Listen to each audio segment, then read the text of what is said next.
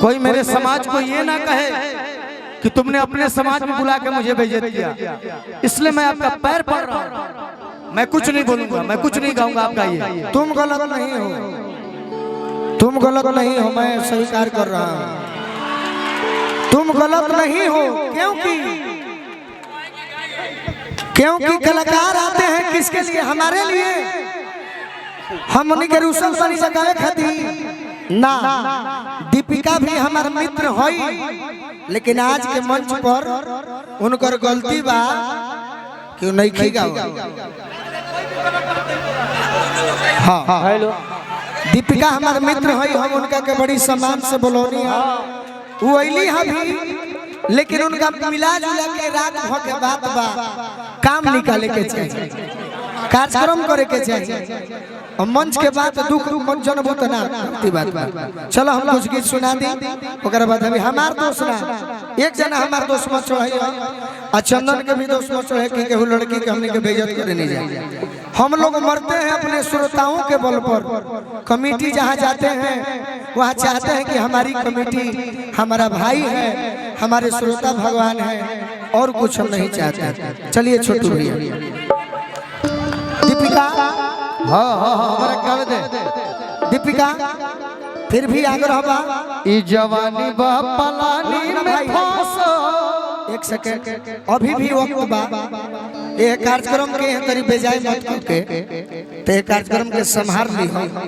चंदन जोरे गई हो चाहे मत गई हो, बाकी अच्छा बात बोल के ये कमेटी खाती और चंदन खाती, गोलू खाती, सबका खाती कह के जाए। तू गई हो चाहे मत ना होला, तू अकेले गई हो, बाकी कमेटी के नाम खराब ना होके के चाहिए। हमारा चंदन के नाम ई जवानी बा पलानी में फांसो,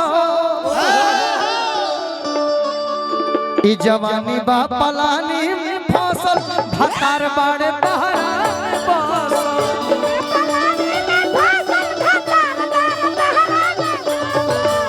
ई जवानी बा पलानी में फांसल, भतार बाड़े बहरा।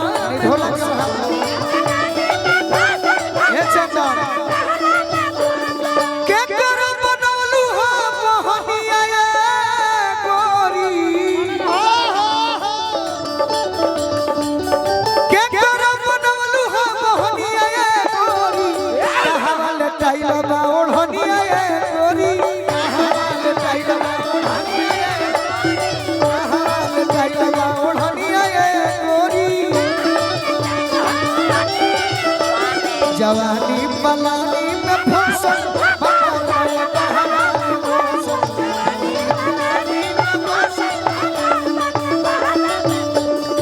चंदना हम गाना याद करवा दे। चल चली चल, अपन कला दिखाओ भाई। काफी काफी तू भाई, अब क्या कर लगा गावे लगा।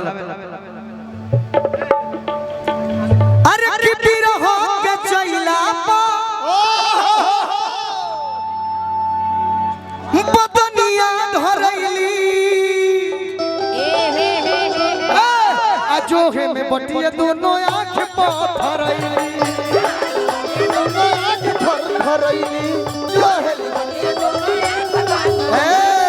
बिरह के अगिया पर, बिरह के चैली पर बलनिया पथरैली, जोहे में बटिया दोनों आँख पथरैली।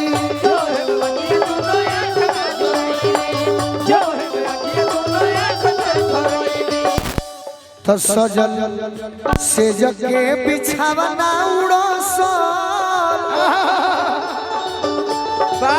सजल से जगे बिछावना उड़ो सल, भतार बाटे बाहर बसल।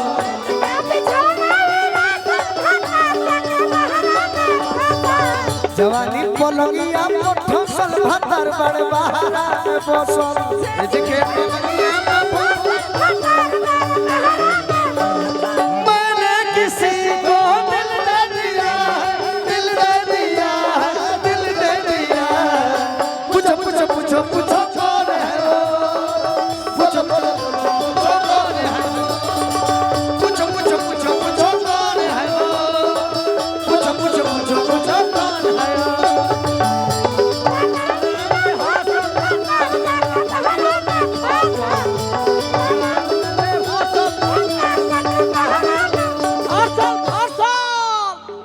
धकया कवारी गाना पढ़बे नया गाना हना सुन अरे धकया कवारी रोज सुतावेली सखी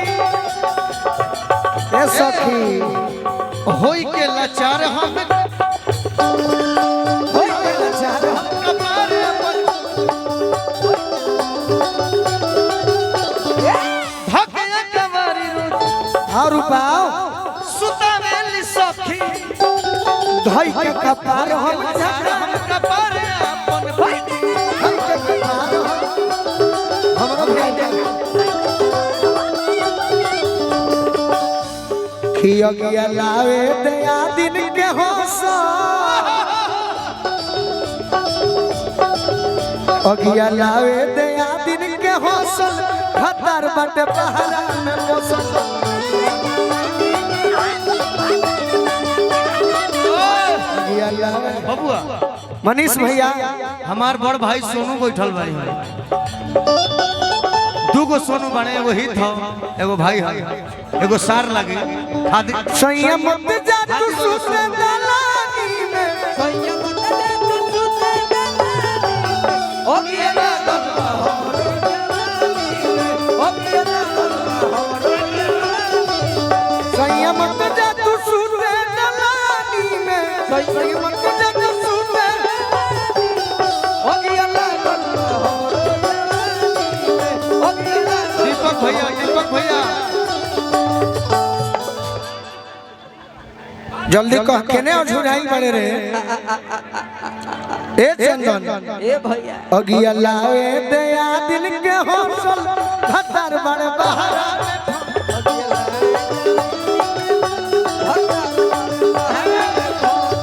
लागे दया दिन के हौसल और का अब कब चले दूसर गांव कि आज चल हुई है यही असर में रह के आज जखम जितेंद्र से भाग गई कह के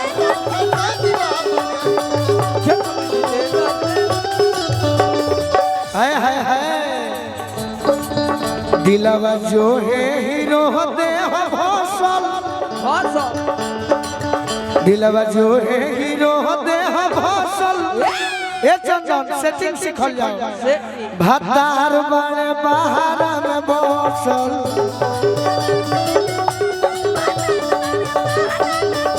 अगिया लावे दया दिन के हौसल भतार